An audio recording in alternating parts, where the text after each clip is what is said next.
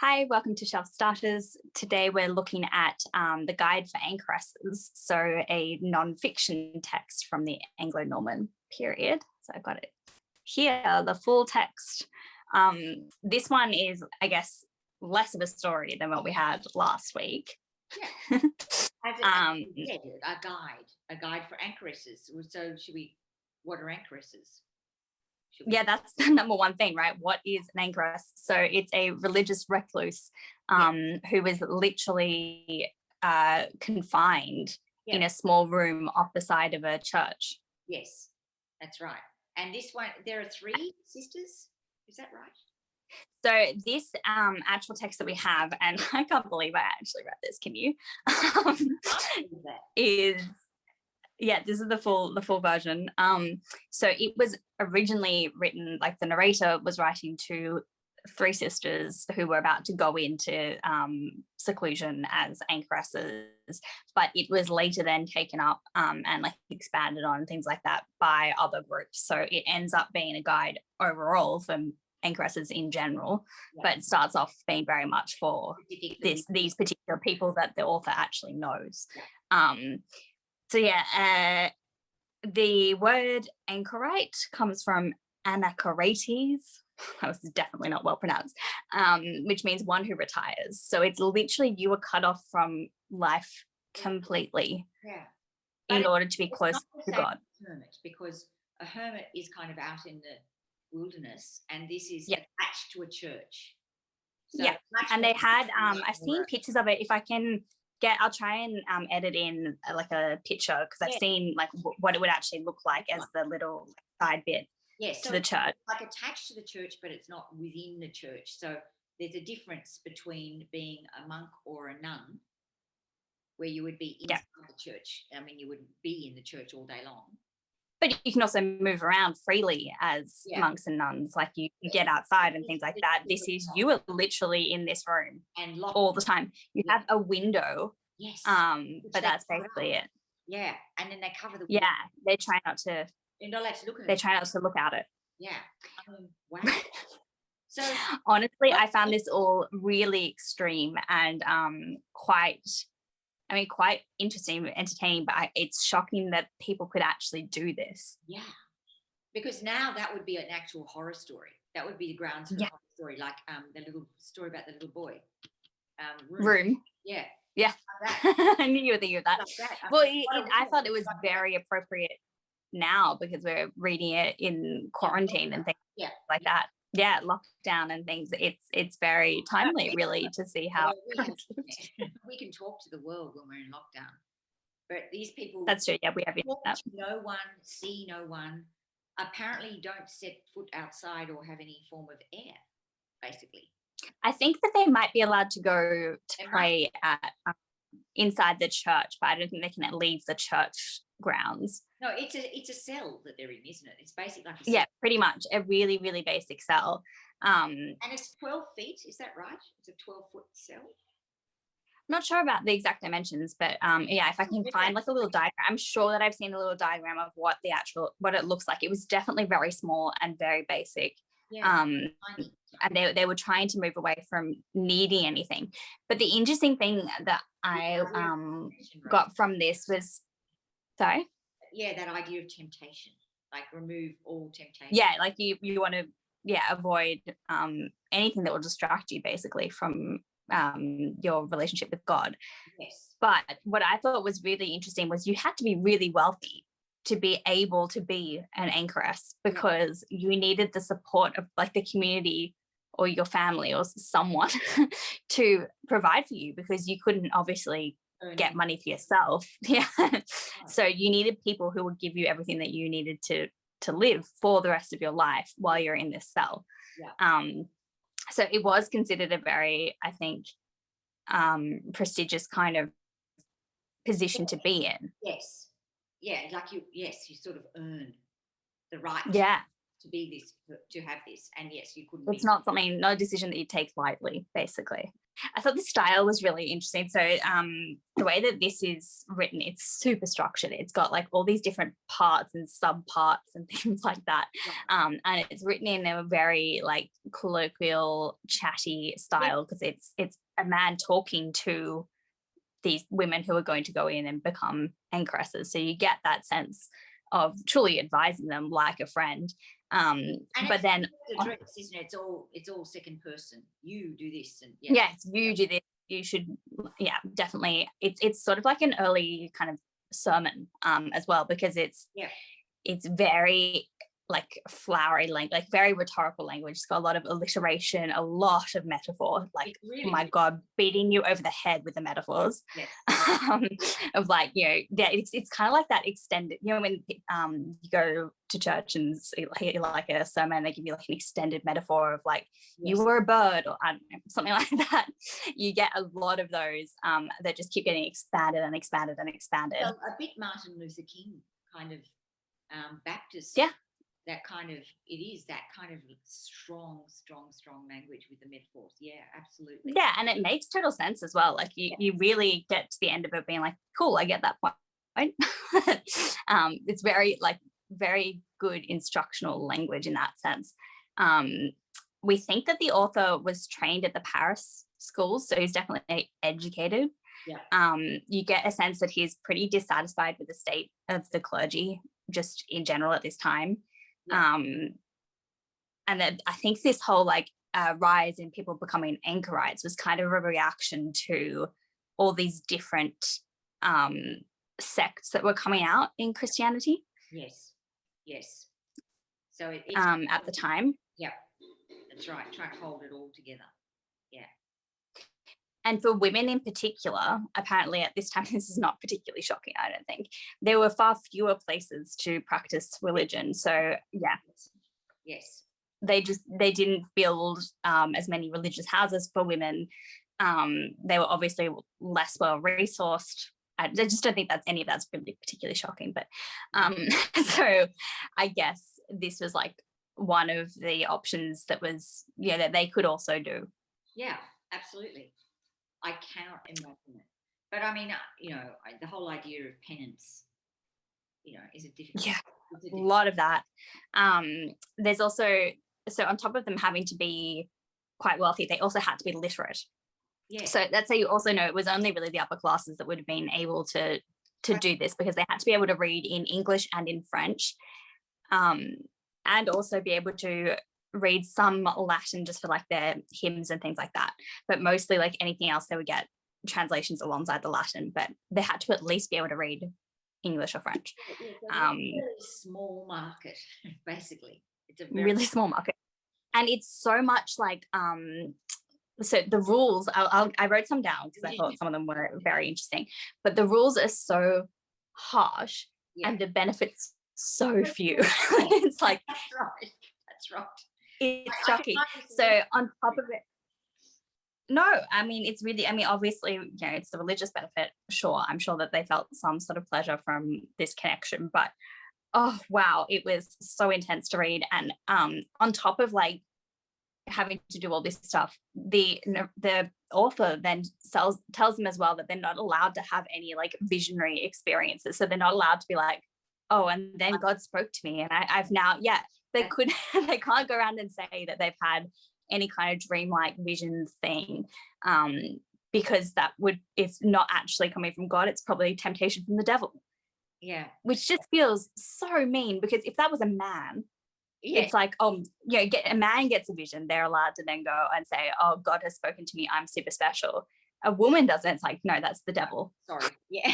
You're not, can't trust it. Messed up. I thought that was pretty rude. Yep. Yeah. So let me give you some of the quotes that we have that I thought were funny, but also, really interesting, I guess. Yep. Yeah, not really funny. Make sure that you are never idle, but working or reading or saying your prayers, and so are always doing something productive. Yep. That's actually quite a good one for just general life. Some of them are actually like, oh yeah, this is just good sense. So some of them are okay. Guard your heart with every precaution, because it is the source of life. Yes. That's nice. Yes. Oh yeah, so the concept of sight as being the biggest temptation was interesting. So like we were saying, they're trying to avoid the windows. So it says, try to be as little fond of your windows as possible. Yeah. It is written about Eve, our first mother, that sin entered her first of all through her sight. Yes. So if you see it, it's tempting. If you can't see it, it's, you're okay. It's okay. Yeah. What it is. Yeah. And then minimizing relationships with anyone. It says, if anyone is insistent on seeing you, be sure that no good will come of it, and trust him less for that reason. So if anyone's like, no, I must see you, don't suspect them instantly. Please. Yep. It is sinful not just to desire, but also to want to be desired. It's pretty basic. Oh, and then, so a lot of it is about just being quiet as well. So not only are you unable to look out your window or leave your room very much, even when you have interactions with people, you have to just mainly listen to them and not respond. Yeah. So even when the priest comes around and talks to you, it says, listen to what he says and keep quiet yourself, so that when he leaves you, he knows nothing about you, either good or bad, and cannot either criticize you or praise you. Which is really weird because I guess my understanding of religion is always like that close connection to the priest. Yeah. Like that you confess to a priest, and that's like, they know a lot about you. Of course. Here it seems to be like the confession is quite separate. Like it's yes. There's a whole section on how to confess. Like it's very detailed. Like step-by-step instructions on what confession should look like. But interesting that the priest can't be like let in on any of your life at all. In this version. And then, do not let any gossip or news from the world reach you. You should not preach to anyone, and men should not ask you for advice or confide in you. Only counsel women. So again, don't try to be better than men. No, keep in your sit place. Down. Keep in your place. Yeah. To sum up, I want you to speak rarely and then briefly. Basically, don't speak at all. And this one, so like quite tricky, because you were not supposed to complain or like not supposed to complain about anything that your situation, not supposed to overindulge in anything, but all while doing this, you are supposed to protect your body, because your body is like the image of God, right? So you can't do anything purposely harmful to your body, but you also can't do anything good to it. So quite hard. But when they were talking about the food, it basically says don't be fat in this, like several times over. Yeah. Try to be thin. There's one bit where it says try to be like the pelican. Well, I think thinness. It's probably, don't indulge. Don't be an indulgent. Oh yeah. Way. Yeah, but it specifically says that, like, do not be fat. Like it's quite but yeah, it says don't complain about the food. Yeah. It's better to die a martyr than complain. But basically try to avoid dying without committing sin. So like try to avoid dying if you possibly can. But if there is no choice, like if you have to, like it's a choice between, complaining about the food, which might kill you, or not complaining, go with not complaining and die. Yeah. Better to eat and die. Yeah. Be miserable. Yeah. And then I have some other little bits that I tabbed here. Yeah, there's good section, which I think is actually quite useful, whether or not you're religious, about like what to do if someone insults you and how to like take a breather before you respond. That's good advice. Sure. Yeah, I thought that was some of these, like it's just generally good advice for life. Yeah. You have to sift through a lot of the craziness. You like stay in your room, don't open your window. But some of them are pretty good. So it's intense. That's this one. Sorry? It's intense, that's for sure. It's really intense. I can't even imagine at all. Yeah. You've probably come close. Oh, then also like expect to be tempted. If you don't feel any temptation, that's basically there's something wrong. It says if there's any anchoress who feels no temptations, she should be very much afraid. In that case, that she's being tempted too much and too severely. Oh, so like the fact that you're not being tempted is a problem too. Anymore. So Rosie, you've had the closest experience for you has been quarantine in Sydney. In the hotel, yes. Yeah, where you couldn't open the window. I could look at it, but I couldn't open it. you had a window, you could see, but you couldn't open it. And also, wasn't it quite a dirty window anyway, so you couldn't see a lot? Covered in dust, could not tell what the weather was like outside. So yeah, you kind of almost did it, and you were in there for how many days, Rose? 14 days. Yeah, with none of the religious dedication of the Anchoresses. They literally had like times a day they had to be praying all the time. I did do a lot of the reading. there's that. And did do a lot of reading. Up with food that was pretty awful. Yeah, I'm sure it was better than what they get. Just deal with it. Food was not great. I'm still sure that it was better than what the Anchoresses got. But yeah. Yeah, then that's a whole section on the confession. I like this part about your period. Oh, Even where's this? I know it's not in your but it's in mine. It really isn't it? My larger edition that really covers every part of life. Okay. It says, look after yourselves so carefully during your bloodletting and take things so easily that you can labor more vigorously in God's service for a long time afterwards. Oh. And the same applies when you feel at all ill. It is very foolish to lose 10 or 12 days for the sake of one. Oh, well, that's quite interesting. Isn't that nice? That's like more progressive than current workforces. Totally. If you're not well, stay home and get well, or work on getting well before you launch back into work, because you'll be stronger. And there's no point making yourself more sick later on. Yeah, that's progressive, sure. Yeah. So some of the things I actually thought were like some quite good advice, but a lot of it just seems a little intense. So. Yeah, and very, very alien to our own experience. But that's what reading is all about. We're supposed to be reading that take us to places and experiences that are unfamiliar. That's good. That's really good. Yeah, I know. Oh, I think this is augurs well for the remains of the next section, which is... Well, I think it's interesting because, so far I haven't really come across anything in our remaining reading that specifically references anchoresses or anchorites. No, so it's just, I think it's a reminder though of, with romance and the, this extreme genre where it's all about, the passion and the quest. It's really interesting to see this anchoring, pardon the pun, in religion. And in this austerity and this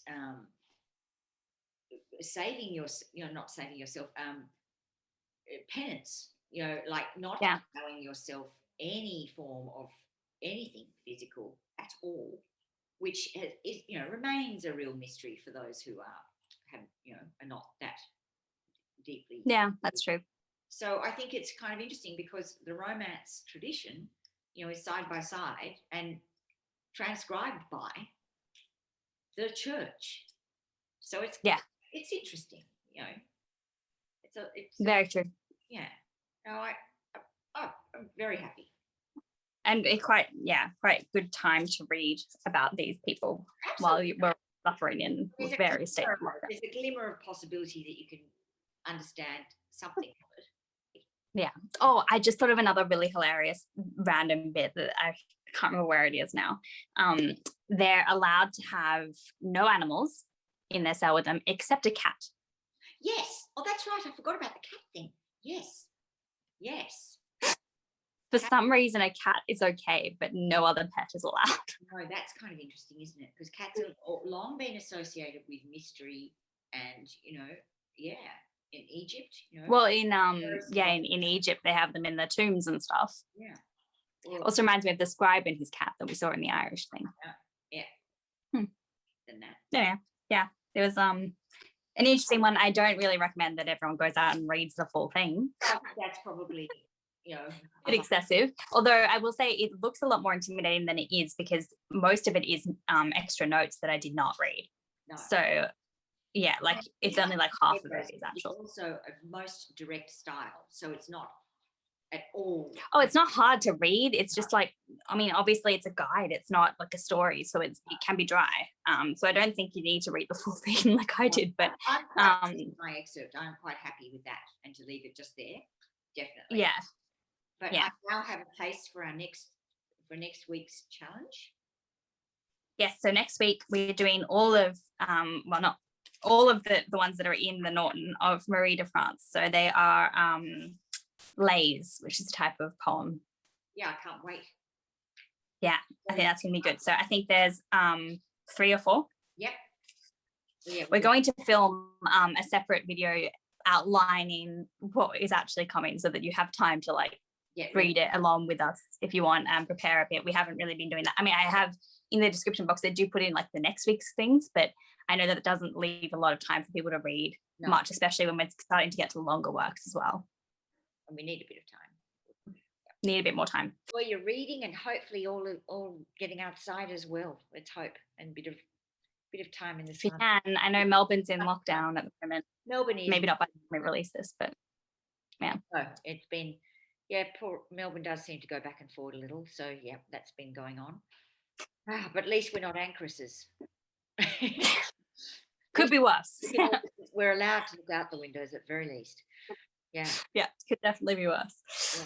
All right, let us know what you think, if there's any other interesting things you've heard about the Anchoresses as well. Let us know what you're reading other than this. We'd love to hear from you. And then on to romance next time. Yes, back to more of the fairy tale kind of stuff next week. Right. All right, thanks for watching. See you again next time. Bye everyone. Bye.